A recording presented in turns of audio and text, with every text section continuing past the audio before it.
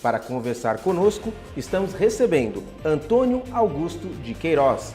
Ele é jornalista, analista político e diretor de documentação do DIAP. No início de 2015, começaram as aulas do primeiro curso de graduação em engenharia do EasyTech.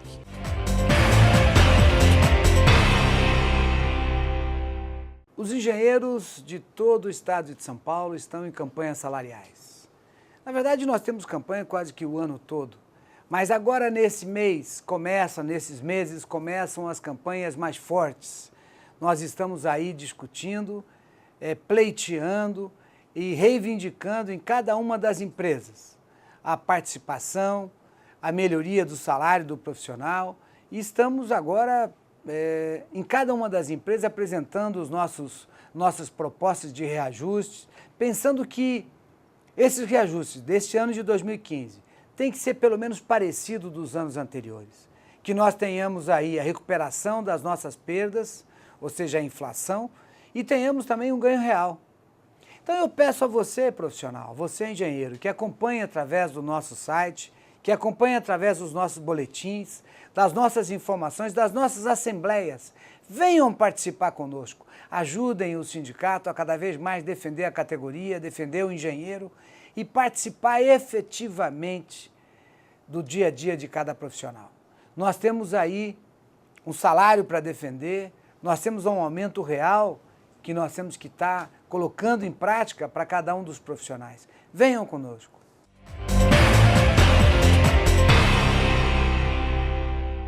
Estamos na entrevista do Jornal do Engenheiro. E o noticiário do desenvolvimento não para. Se você quiser ficar mais atualizado, acesse o nosso portal www.cesp.org.br. E o tema de hoje, a situação política brasileira. Para conversar conosco, estamos recebendo Antônio Augusto de Queiroz. Ele é jornalista, analista político e diretor de documentação do DIAP, Departamento Intersindical de Assessoria Parlamentar, e também consultor de diversas entidades sindicais e associações de classe. Muito conhecido como Toninho do DIAP. Prazer recebê-lo aqui novamente. Prazer nosso. Toninho, a situação política brasileira está complexa, né? Nesse caldo todo a gente tem alguns ingredientes. Crise hídrica, aumento do preço da energia, a questão da governabilidade, executivo e o Congresso, área que você conhece muito bem. Qual desses ingredientes e outros aí mais apimentam esse caldo? Faça um panorama, por favor, dessa situação. O Brasil está passando por um momento particularmente complexo da vida nacional, porque nós tivemos um período, praticamente uma década, de oportunidade, de esperança, de perspectiva. As pessoas tinham oportunidades escolares crescentes, tinham a perspectiva de ascensão social, eram cotejadas pelo comércio, pela indústria, pelos bancos, tinham emprego e renda com facilidade. E uma crise internacional que o país conseguiu superar durante muito tempo com política anticíclica, se manteve além daquilo que as autoridades imaginavam e o governo não teve mais força, fôlego fiscal capaz de manter aquela política anticíclica. E chegou na contingência de ter que fazer um ajuste. Só que o ufanismo do período de bonança, né, desceu para uma decepção generalizada, né, com o risco que objetivamente existe de que alguns avanços que se imaginava e mesmo a manutenção de um determinado status quo não se mantenha no futuro. Então é um momento muito preocupante desse ponto de vista. O governo está correto em promover o ajuste, o que ele tem que fazer é equilibrar a distribuição dessa conta, não recair isso principalmente sobre os trabalhadores, como está sendo percebido, né? Mas o fato é que há uma necessidade, e uma necessidade porque o mercado quer a garantia de geração do superávit primário. Se o governo não tiver condições objetivas de entregar o que prometeu, corre o risco de o país ser desclassificado pelas agências de risco. Isso tem implicações as mais variadas e negativas para o país, porque a maioria das grandes corporações tem na sua governança corporativa uma regra que impede que essas corporações possam investir em países que não têm grau de investimento. Então, investimento direto, que o Brasil continua sendo o quinto maior destino, deixaria ou perderia muita substância. Então, realmente é uma situação complexa que o governo precisa ter muito equilíbrio. Agora, aproveitando-se desse momento de dificuldade fiscal, né, de um lado, e a denúncia de corrupção de outra, se atribuindo ao atual governo equivocadamente, né, toda a degradação moral do país, tem levado a uma série de aproveitadores, né, fazendo uso desse ambiente que há uma desaprovação ao governo, né, querer eliminar conquistas importantes na área social e mesmo no interesse nacional, como é a questão do conteúdo nacional. Quer dizer, ser oposição está na moda. Ser oposição está na moda. Quer dizer, quem se apresenta como oposição, mesmo pertencendo à base de sustentação do governo, né, consegue ter uma receptividade perante a opinião pública, porque está se contrapondo, se opondo a tudo que está aí, né?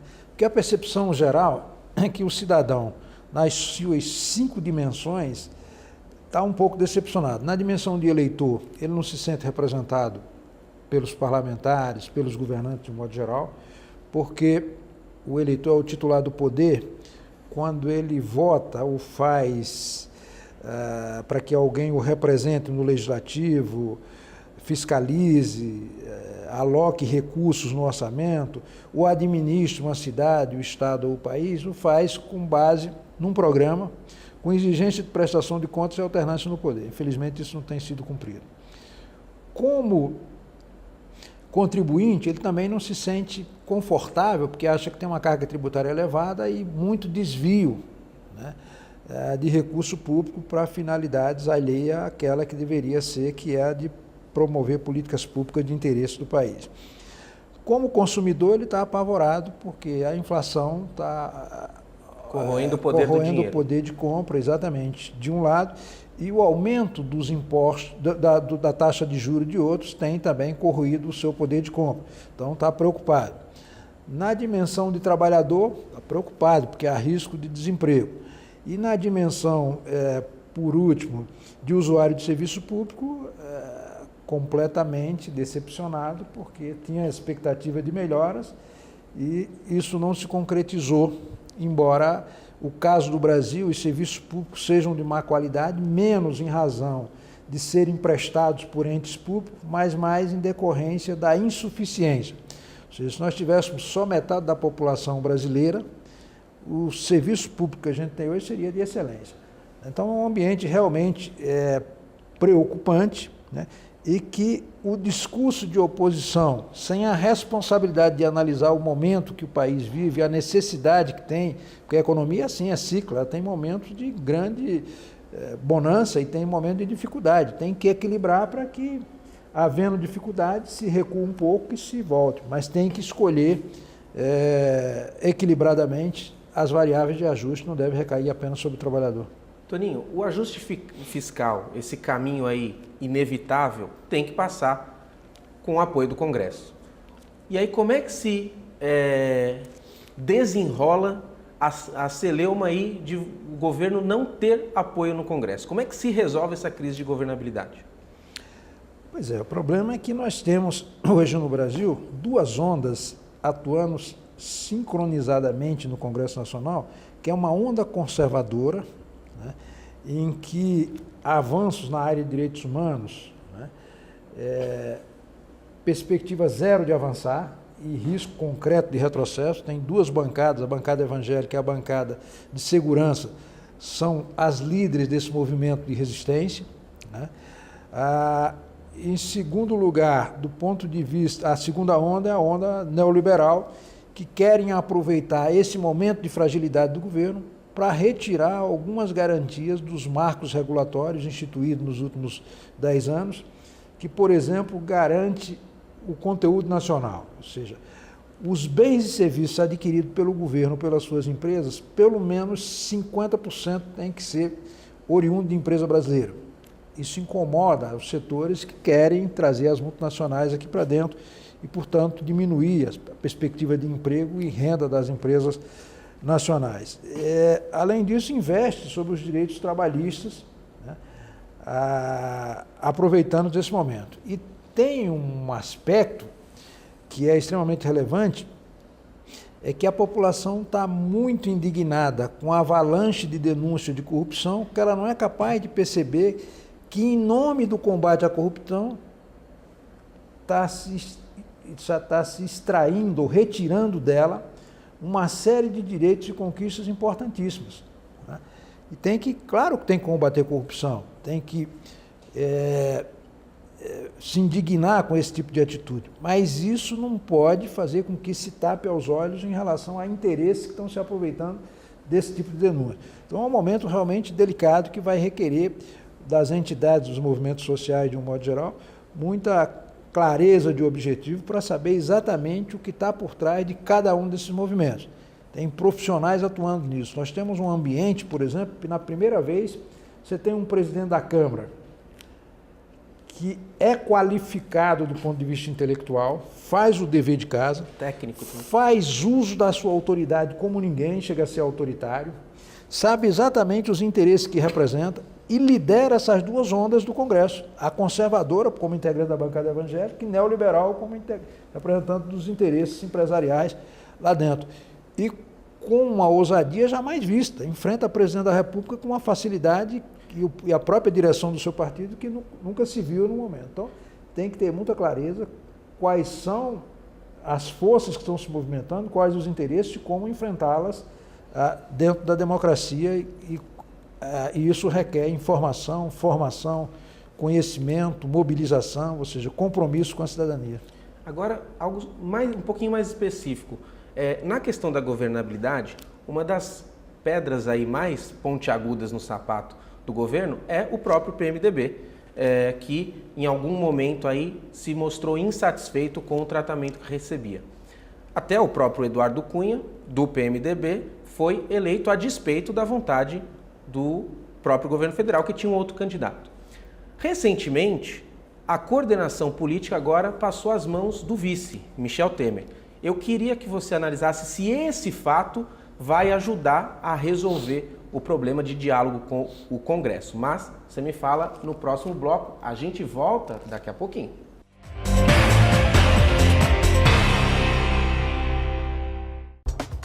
Os associados ao CESP contam com uma assessoria jurídica própria, sempre pronta a esclarecer todas as dúvidas.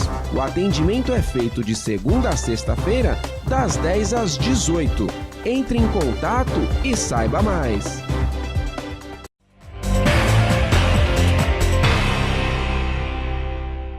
Estamos de volta na entrevista do Jornal do Engenheiro e o tema Situação Política Brasileira. Toninho, a gente conversava no bloco anterior de uma mudança recente na coordenação política. Agora assume o Michel Temer, vice de Dilma, presidente do PMDB. Há chances aí do diálogo com o Congresso melhorar para que o ajuste fiscal avance, para que muitos aí não vão para a oposição apenas por oportunismo? Há chances disso ser um bom caminho?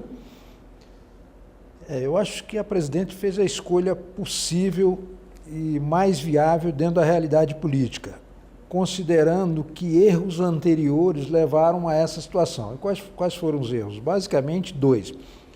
O governo não soube se comunicar o suficiente para mostrar para o PMDB que a proximidade com Kassab, com Cid Gomes, não significava exclusão do PMDB, seria um reforço à base de sustentação. Não era uma substituição, né? Não era substituição, já que tinha que fazer reformas e que necessitava de um apoio mais amplo. Não foi percebido assim, o PMDB se rebela em relação ao governo. O governo comete o segundo erro, que é lançar um candidato à presidência da Câmara contra o líder do PMDB, né?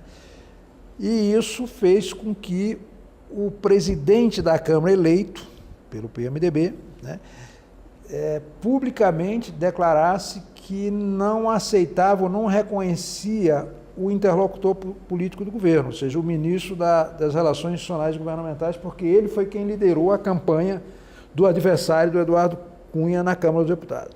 Então, esses dois erros se levou a esse ambiente e que era inviável a coordenação política sob o comando do PT, já que o presidente da Câmara, que já mencionei aqui as suas credenciais como alguém que sabe fazer uso do poder como ninguém, né?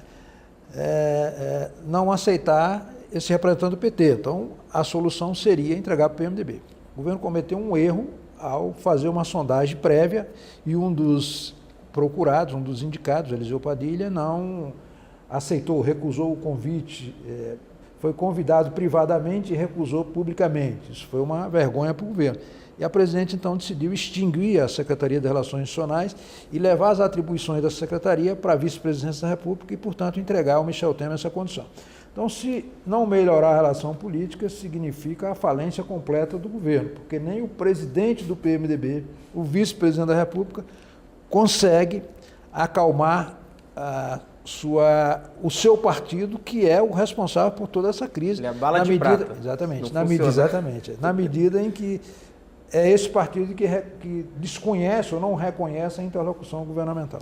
Toninho, em meio a essa crise de diálogo, de não se entender, de acusações de que o PT queria ajudar a fundir partido, substituir a força do PMDB, em meio a tudo isso, a vida ainda acontece. Projetos são encaminhados na Câmara, decisões importantes a serem tomadas. Nosso programa é gravado, porém a gente sabe que está com muita força a aprovação da lei de terceirização, que vai acarretar aí um marco político importante. Agora você vai poder terceirizar aquela atividade fim. Se for aprovado esse projeto, a realidade desse projeto aprovado, o que significa para os trabalhadores? Pois essa situação da terceirização tem uma ofensiva em 3 frentes em relação a isso. Como disse, as pessoas se aproveitando desse ambiente de necessidade de ajuste fiscal e desse clima de denuncismo em que a população não tem olhos para outras coisas a não ser para isso especificamente. E coisas como essa se encaminham. Então, uma das pressões no Judiciário, o Supremo está para julgar uma reclamação de uma empresa que alega a inconstitucionalidade de uma súmula do TST, né, que proíbe a terceirização na atividade fim. Ela praticou isso, foi multada e está questionando. O Supremo vai decidir a respeito disso. Se reconhecer a terceirização na atividade fim, será o pior dos mundos, né? Vai ser a generalização e dispensa até a aprovação do projeto do ponto de vista do interesse empresarial. A segunda ofensiva é da própria Câmara, que tem utilizado isso para viabilizar. É bom lembrar sempre que o presidente Lula, quando foi eleito, retirou do Congresso como presidente da República um projeto de terceirização do Fernando Henrique, que já tinha sido aprovado na Câmara e estava em debate no Senado, com o mesmo conteúdo, né? E a outra pressão é do Poder Executivo, que também terceiriza através do Ministério do Planejamento. Tem um decreto lá pronto para editar em que amplia o escopo da terceirização. Então tem um ambiente todo nessa direção em que a correlação de forças é extremamente desfavorável aos trabalhadores. Diante desse quadro, e com o governo numa circunstância de fragilidade, não podendo arrumar adversários novos, se omitiu nesse processo, então a correlação de forças ficou mais desfavorável ainda, e a tendência é que o projeto, embora um pouco melhorado em relação à versão original, não atenda àquilo que se considera um projeto que não precariza as relações de trabalho. Ou seja, o fato de permitir que na atividade fim possa ser exercido por empresa terceirizada, ainda que exigindo especialização, é um retrocesso muito grande. Seria, por exemplo, uma empresa de ônibus hoje, ela não pode terceirizar os seus motoristas. É uma atividade fim da empresa ter motorista, etc. Com a lei, cria-se uma empresa com essa finalidade e, portanto, ela pode atender a essa finalidade como especializada em conduzir veículo, né, e recrutar os mais desqualificados no mercado, com preço mais baixo, etc. E nós temos o exemplo de que é na terceirização onde há maior precarização, tanto do ponto de vista do direito, quanto da proteção, da segurança do trabalhador. Os acidentes, em torno de 90% dos acidentes no Brasil são empregados de empresas terceirizadas. Toninho, obrigado, viu? Eu que agradeço. E esta edição do Jornal do Engenheiro não termina aqui. Fique conosco e acompanhe mais assuntos a respeito da engenharia, da inovação e do desenvolvimento. Um forte abraço e até breve.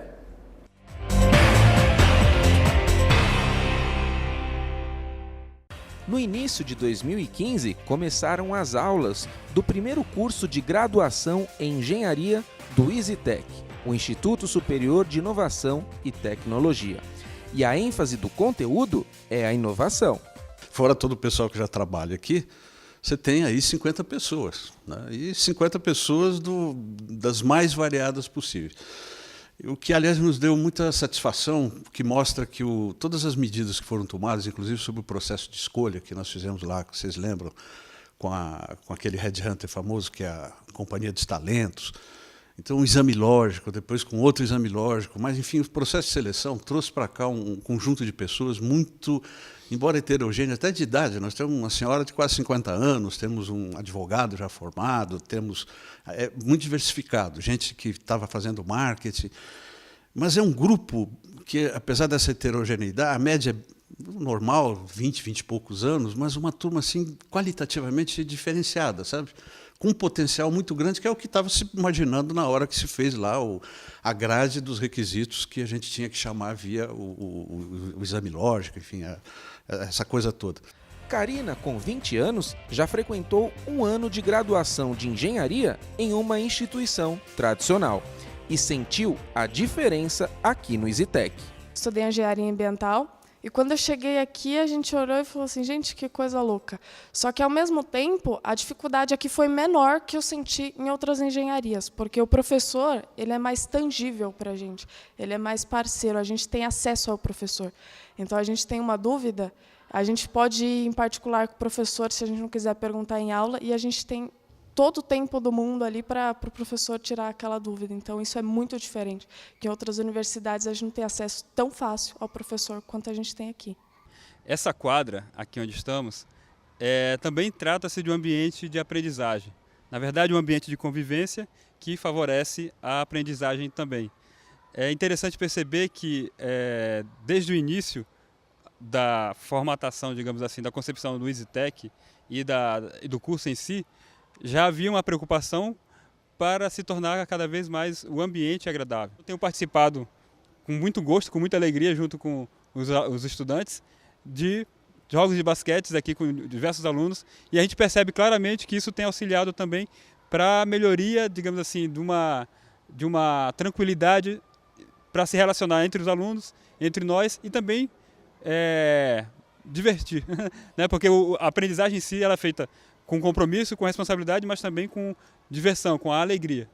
Juliana tinha uma outra ideia do ensino superior. Aqui, ela se surpreendeu. É bem diferente do que eu imaginava.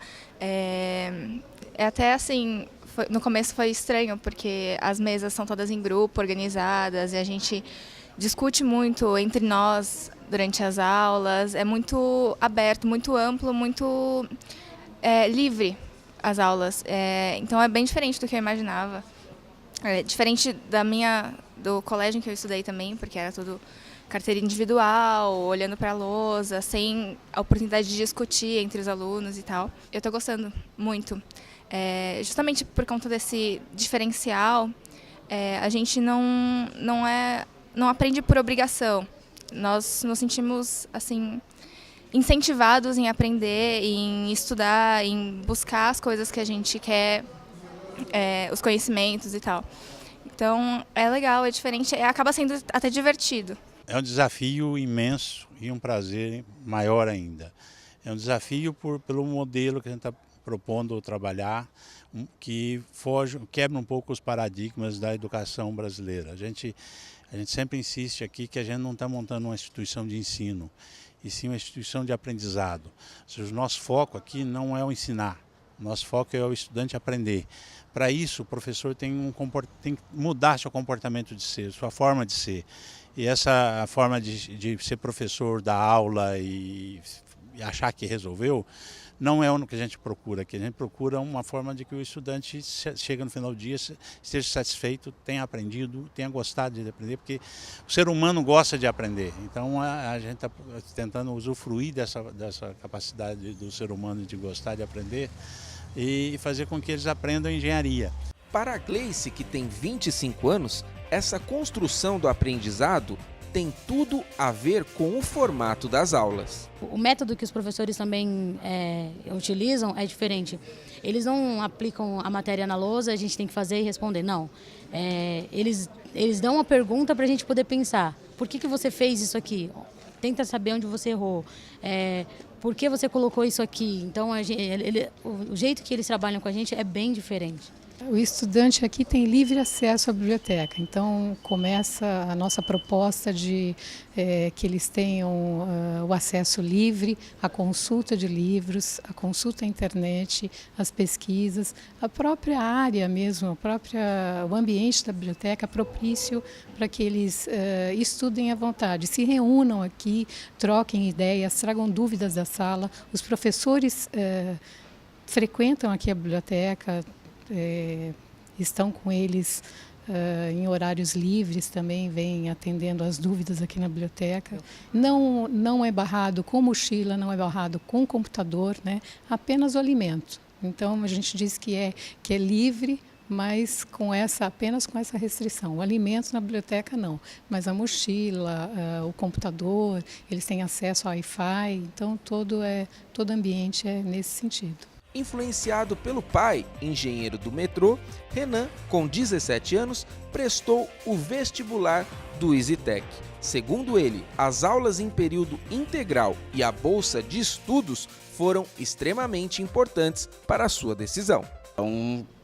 Uma base aí bem forte para a gente continuar aqui no curso e ter optado por ele, porque sendo o fato dele ser integral, impossibilita a gente de poder trabalhar e poder ter a nossa própria fonte de dinheiro, que é necessário a partir de uns 20 anos. Então, além de ser um curso integral, também tem uma bolsa auxílio para os estudantes que facilita bastante para a gente. Para saber mais sobre o EasyTech, o Instituto Superior de Inovação e Tecnologia, que é mantido pelo CESP, acesse a internet.